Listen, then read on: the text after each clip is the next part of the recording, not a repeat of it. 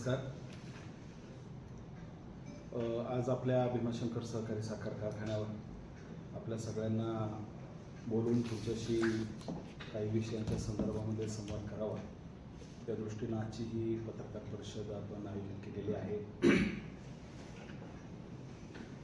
7 डिसेंबरला भीमाशंकर सहकारी साखर कारखान्याची संचालक मंडळाची मीटिंग पार पडली आणि पहिला हप्ता देण्याच्या संदर्भातला विषय हा विषय पत्रिकेवर होता आणि आपल्या सगळ्यांच्या सर्व संचालकांच्या चर्चेनुसार आणि एकंदरीत निधीच्या उपलब्धतेनुसार 3100 रुपये हा पहिला हप्ता देत असताना त्याच मीटिंगमध्ये असा निर्णय झाला की जशी पैशांची उपलब्धता होईल या दृष्टीनं संपूर्ण FRP ही 3272.14 म्हणजे 3273 रुपये ही आपण लवकरात लवकर शेतकऱ्यांना अदा करावी अशा पद्धतीचा निर्णय 7 तारखेच्या संचालक मंडळाच्या मीटिंगमध्ये घेण्यात आलेला होता आणि त्या पद्धतीची प्रेस नोट ही दुसऱ्या दिवशी सर्व पत्रकार वार्ताहर यांना देण्यात आल्यानंतर 9 आणि 10 तारखेच्या वृत्तपत्रामध्ये या संदर्भातली माहिती ही सर्व शेतकरी सभासद ऊस उत्पादक शेतकऱ्यांच्यासाठी वर्तमानपत्रातून प्रसिद्ध झालेली होती. हे आपल्या सगळ्यांना लक्षात आहे आणि त्या पद्धतीचे जी कात्रणं आहेत ही आपल्या सगळ्यांच्या समोर पण आहेत. यातल्या बऱ्यापैकी वार्तांकन हे आपल्यामार्फतच झालेलं आहे, त्यामुळं आपल्याला या सगळ्या गोष्टींची जाणीव आहे. हे सर्व करत असताना जाणीवपूर्वक भीमाशंकर कारखान्याला टार्गेट करणं, त्याच्या एकंदरीत कामकाजाला कुठेतरी दोष देणं हा काहींनी या पद्धतीची विडा उचललेला आहे आणि म्हणूनच मला या निमित्ताने एवढंच सांगायचं आहे की संचालक मंडळाच्या मीटिंगला आल्यानंतर अवास्तव पैशाची मागणी करत असताना हप्ता देण्यासाठी प्रमाणापेक्षा जास्त पैशाची मागणी करत असताना एक वेळ मग आजूबाजूच्या कारखान्यांचे किंवा महाराष्ट्रातल्या काही साखर कारखान्यांचे कामगारांचे पगार जसे 3 महिने 4 महिने 6 महिने होत नाही त्या पद्धतीनं भीमाशंकर कारखान्याच्या सुद्धा कामगारांचा पगार तुम्ही थांबवा. ऊस वाहतूक HMTचे जे पैसे आहेत, वाहतूकदारांचे जे पैसे बिलं आहेत ती थांबवा किंवा सप्लायर जे आहेत त्यांची सुद्धा बिलं तुम्ही देऊ नका अशा पद्धतीचं सांगण्याचं षडयंत्र हे संचालक देवदत्त निकम यांनी संचालक मंडळामध्ये सांगितलं. ह्या सगळ्या गोष्टीमध्ये या सगळी असलेली यंत्रणा आहे ही विस्कळीत करणं आणि एकंदरीत चाललेला कारभाराला कुठेतरी खीळ घालण्याचं काम हे त्यांच्या सांगण्याचा हेतू सगळा आमच्या सगळ्यांच्या नजरेसमोर होता आणि म्हणूनच या सगळ्या गोष्टींची सुसूत्रता आणि एकंदरीत कारखान्याचं कामकाज आज आपण महाराष्ट्रात जर पाहिलं तरी इतरही कारखान्यांची जी क्षमता आहे त्या पद्धतीनं कारखान्यांचं त्या ठिकाणी गाळप होत नाही. आज अंडर कॅपॅसिटी त्या ठिकाणी क्रशिंग होत आहे, पण भीमाशंकर कारखान्याचा कारभार हा आदरणीय नामदार वळसे पाटील साहेब यांच्या दूरदृष्टीतून त्यांच्या मार्गदर्शनाखाली त्यांच्या नेतृत्वाखाली चांगल्या पद्धतीनं चालला आहे आणि त्यामुळंच भीमाशंकर कारखान्याचा एकंदरीत पहिल्या दिवसापासूनचं जे क्रशिंग आहे हे चांगल्या क्षमतेने झालेलं आहे आणि आज गळीत हंगाम आज तर 23 तारीख आहे 23 डिसेंबर आणि आजपर्यंत 4,13,760 मेट्रिक टनाचं गाळप या ठिकाणी भीमाशंकर कारखान्याने केलेलं आहे. 8,500च्या आसपास आपलं रोजचं डेली क्रशिंग आपलं भीमाशंकर कारखान्याचं होतं आहे आणि एकंदरीत नोंदणीप्रमाणे त्या पद्धतीची तोड आपली कारखान्याने चांगल्या पद्धतीनं शेती विभागानं नियोजन केलेलं आहे. संचालक मंडळ जशा पद्धतीचे निर्देश देईल त्या पद्धतीनं तोडणी प्रोग्राम त्या ठिकाणी राबवला जातो. आता ह्या सगळ्या गोष्टी करत असताना मुळातच संचालक मंडळाच्या मीटिंगमध्ये हे ठरलेलं होतं की 3100 रुपयाचा बाजारभाव देत असताना महाराष्ट्रामध्ये किंवा विशेष करून पुणे जिल्ह्यामध्ये सुद्धा 1-2 कारखाने जर सोडले तर इतर कोणत्याही कारखान्यांनी हा पूर्ण FRP दिलेली नव्हती. आपण संचालक मंडळाच्या मीटिंगमध्ये हे सांगितलेलं होतं की आपण आज 3100 रुपये देऊ आणि जर लवकरात लवकर पैशाची उपलब्धता झाल्यानंतर निधीची उपलब्धता झाल्यानंतर आपण पूर्ण FRP देण्याच्यासाठीचं सुतोवाच संचालक मंडळामध्ये सर्व संचालकांनी आणि विशेष करून चेअरमन बाळासाहेब बेंडे पाटील यांनी केलेलं होतं आणि त्यानुसार आपल्याला निधीची उपलब्धता झाली आणि त्याप्रमाणे आज आपल्या पूर्ण FRP शेतकऱ्यांच्या खात्यावर वर्ग होत आहे. आता दुसरा एक विषय त्यांनी मगाशी त्या ठिकाणी मांडला की भाग विकास निधीच्या बाबत खेळापतीसारखा त्या ठिकाणी भाग विकास निधी वापरला जातो आणि वाटला जातो. कारखान्याने ऊस उत्पादक शेतकऱ्यांच्या बिलातून कपात केलेला भाग विकास निधीचा शासनाच्या मार्गदर्शक सूचनांनुसार माननीय संचालक मंडळ व वार्षिक सभेच्या मान्यतेनुसार सार्वजनिक उपक्रमांसाठी त्याचा विनियोग करण्याचं आपल्या वार्षिक मीटिंगची मान्यता घेऊन त्या पद्धतीनं वेगवेगळ्या गावांमध्ये या भाग विकास निधीची कामं करण्यात आलेली आहे हे त्यांना सुद्धा माहीत आहे. राज्यामध्ये नाही तर संपूर्ण जिल्ह्यामध्ये जरी आपण विचार केला तर सगळे साखर कारखान्यांनी पुढंही FRP ही पहिला हप्ता त्या ठिकाणी पूर्ण केलेला नव्हता आणि एखाद्या 2 कारखान्यांनी केलेला असताना सुद्धा आपलं स्वतःचं म्हणणं आपण स्वतः कारखान्यामध्ये या ठिकाणी संचालक मंडळाने सांगितलेलं होतं. त्या पद्धतीनं आपण आज त्याची पूर्तता केलेली आहे. शेअरच्या बद्दल सुद्धा काही शेतकऱ्यांना आणि लोकांना त्या ठिकाणी लोकांची डोकी भडकवण्याचं काम हे महाशय या निमित्तानं करतायत. मला या निमित्तानं एवढंच सांगायचं आहे की सतत ऊस पुरवठा करणाऱ्या ऊस उत्पादकांना कारखान्याचे सभासत्व देण्याच्या दृष्टीनं कारखान्याच्या शेती स्टाफच्या मार्फत आपण पत्रव्यवहार सुरू केलेला आहे. हे सुद्धा या महाशयांना माहीत आहे आणि जाणीवपूर्वक आता हे सभासत्व मिळणारच आहे. पण प्रत्येक गोष्टीचं श्रेय घेण्याचं काम किंवा नको त्या गोष्टीमध्ये ढवळाढवळ करायचं काम आणि कारखान्याचं एकंदरीत चाललेल्या कामकाजामध्ये अडथळा निर्माण करायचं काम हे महाशय करतायत. कारखान्याचं व्यवस्थापन चालू असतानाच मला आपल्याला या निमित्ताने एवढंच एक गोष्ट सगळ्यांच्या निदर्शनास आणून द्यायचं की FRPची रक्कम ही आपण 31 रुपयाची दिली आणि आज निधी उपलब्ध झाल्यानंतर पूर्ण FRP ही आपली 3273 रुपयाची आज आपण वर्ग केली. पण देवदत्त निकम हे चेअरमन असताना यांच्या कार्यकाळामध्ये की 10 वर्षाचे कालावधीमध्ये चेअरमन होते त्यावेळी सुद्धा 2 वेळा 2013-14च्या हंगामामध्ये निव्वळ FRP ही 2109 रुपये 93 पैसे प्रति मेट्रिक टन असताना सुद्धा 2100 रुपयाचा पहिला हप्ता त्या ठिकाणी अदा करण्यात आलेला होता आणि उर्वरित रक्कम ही दुसऱ्या हप्त्यामध्ये त्या ठिकाणी देण्यात आल्यानंतर ती FRP पूर्ण झालेली होती. इतकंच नाही तर 2014-15 मध्ये सुद्धा हेच चेअरमन असताना ही हंगाम निव्वळ FRP ही 2129.73 प्रति मेट्रिक टन असताना पहिला हप्ता हा 1800 रुपये प्रति मेट्रिक टन व दुसरा हप्ता 76.24 प्रति मेट्रिक टन आणि तिसरा हप्ता अंतिम पेमेंट स्वरूपामध्ये 253.73 प्रति मेट्रिक टन असं 3 टप्प्यामध्ये 2130 रुपये शेतकऱ्यांना अदा केलेले होते. याच्याबद्दलचं सुतोवाच ते कधी केलेलं नाही, परंतु कारखाना हा व्यवसाय आहे, हा बिझनेस आहे आणि जसजशी पैशाची उपलब्धता होईल त्या पद्धतीनं शेतकऱ्यांच्या हिताला लक्षात ठेवून आपण त्या ठिकाणी शेतकऱ्यांच्या हिताचे निर्णय आपण घेतलेले आहेत. त्याच्यामध्ये एका बाजूला बाहेर गेल्यानंतर शेतकऱ्यांबद्दल कामगारांबद्दल आस्था दाखवायची आणि इथं आल्यानंतर कामगारांचा पगार थांबवा, वाहतूकदारांचे पैसे थांबवा, सप्लायरचे पैसे थांबवा, अशा पद्धतीचे काहीतरी विसंगत भूमिका मांडायची ही शोभनीय गोष्ट नाही. आता त्यांच्या बोलण्यामध्ये 2-3 गोष्टींचा उल्लेख होता.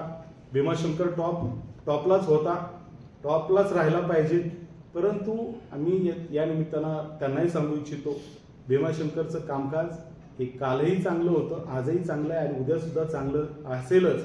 कारण नामदार वळसे पाटील साहेबांचं दूरदृष्टीचं नेतृत्व, त्यांचं मार्गदर्शन हे आपल्याला या ठिकाणी पाहायला मिळतं आणि त्यामुळं भीमाशंकर कारखान्याच्या नावलौकिकामध्ये नेहमी आपल्याला त्या ठिकाणी भर पडताना दिसते.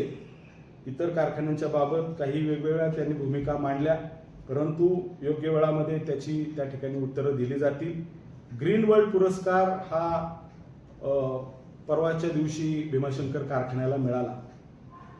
आणि सहकारामध्ये दीपस्तंभासारखं काम करणारे अनेक ज्या काही संस्था आहेत, याच्यामध्ये लाला अर्बन बँक असेल, राजगुरुनगर बँक असेल, शरद सहकारी बँक असेल, भीमाशंकर सहकारी साखर कारखाना असेल, दौंड शुगर असेल, माळेगाव कारखाना असेल, अशा अनेक संस्थांचा उल्लेख करता येईल की त्यांना या ग्रीन वर्ल्ड फाउंडेशनच्या माध्यमातून पुण्याला सन्मानित करण्यात आलेलं आहे.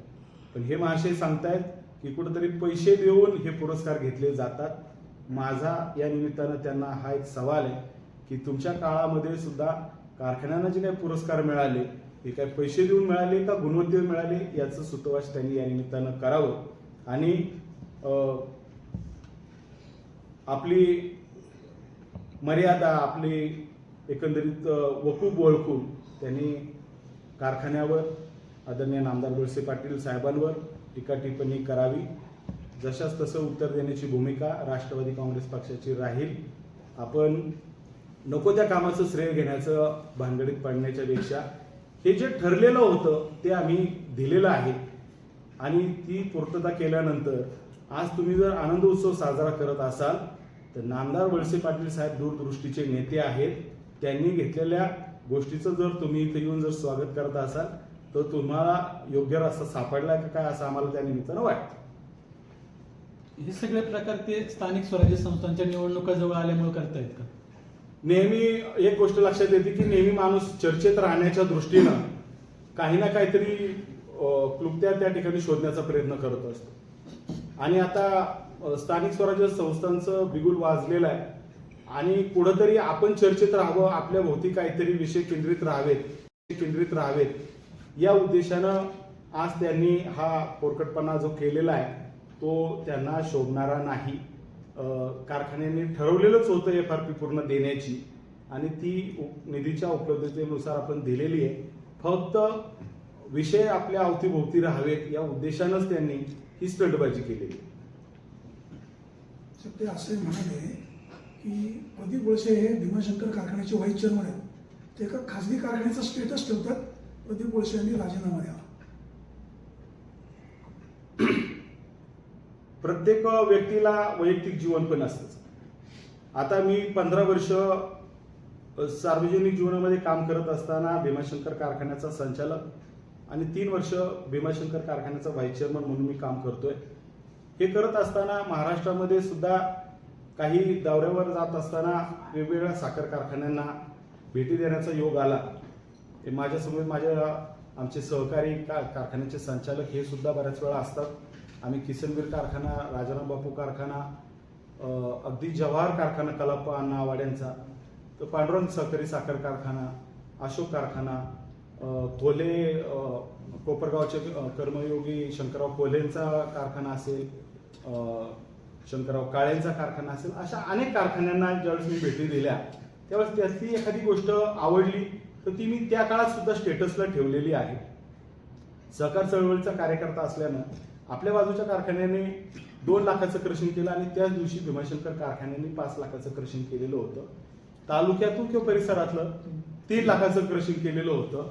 असं एकूण 5 लाखाचं क्रशिंग झाल्यानंतर आपल्या तालुक्यातलं मोठ्या प्रमाणात क्रशिंग झालं ही त्या पाठीमागची भावना होती.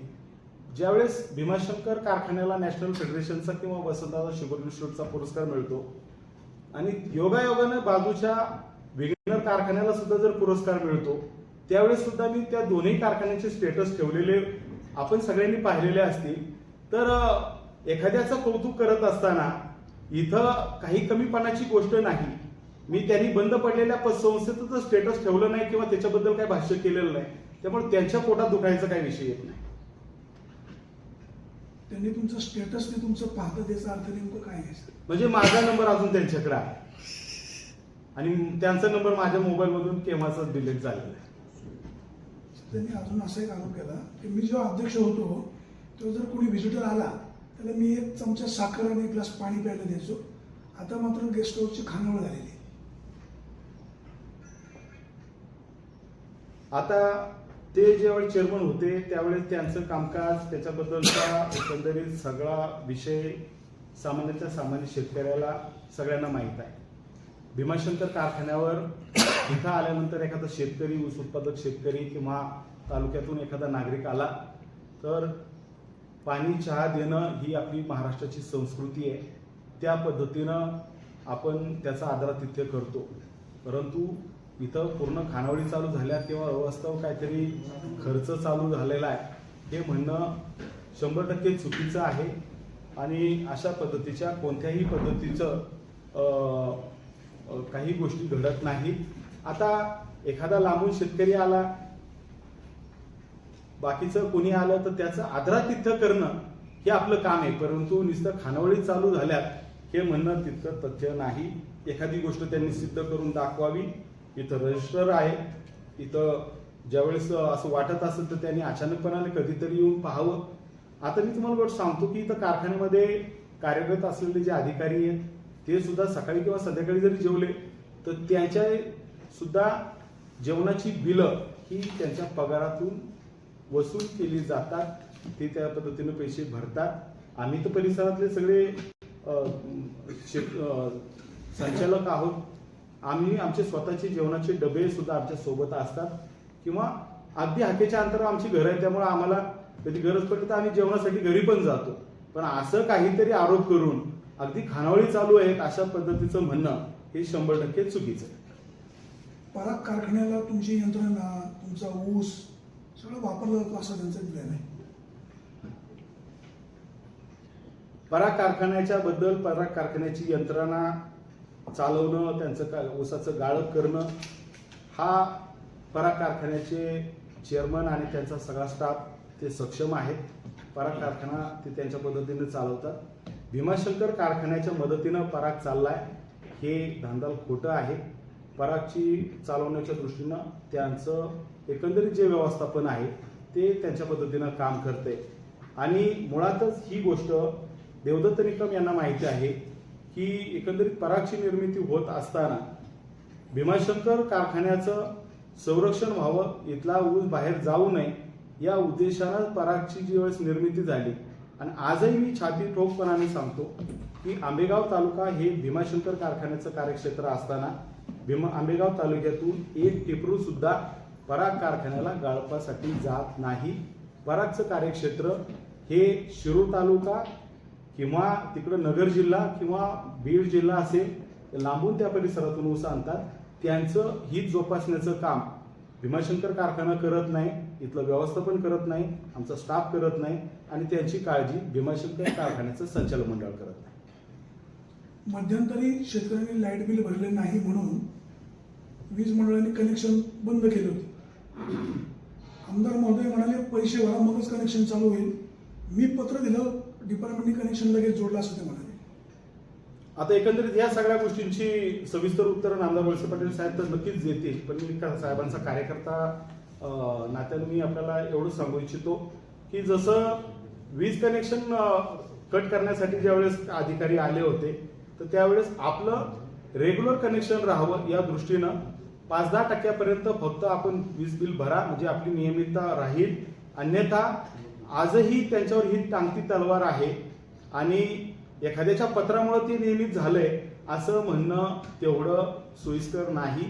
त्याच काळामध्ये आपल्याला आठवत असेल की मराठवाड्यामध्ये फार मोठं पुरानं थैमान घातलेलं होतं आणि महाराष्ट्र शासनाचाच हा नियम होता की आता कोणाची वीज कनेक्शन जोडू नका.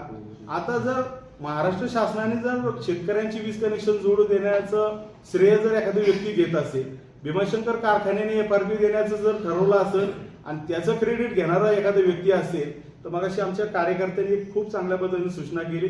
परंतु ती खूप चांगल्या पद्धतीचा विषय मांडला होता पण ती मला बोलणं इथे सुयुक्तिक वाटणार नाही. ऊस परागण्याचा अधिकारी बोलत होते का परागला ऊस घाला म्हणून भीमाशंकरला न घालता.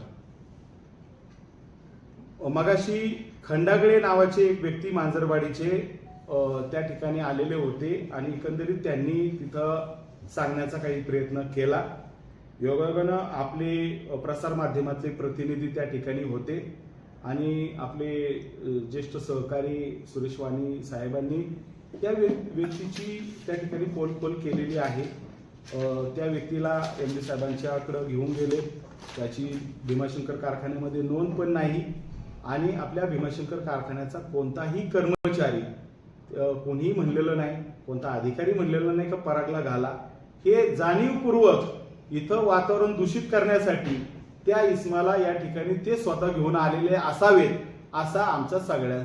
फेसबुकला आमचे पेज लाईक करा आणि आमचा युट्यूब चॅनेल सबस्क्राईब करा. वास्तव मराठी.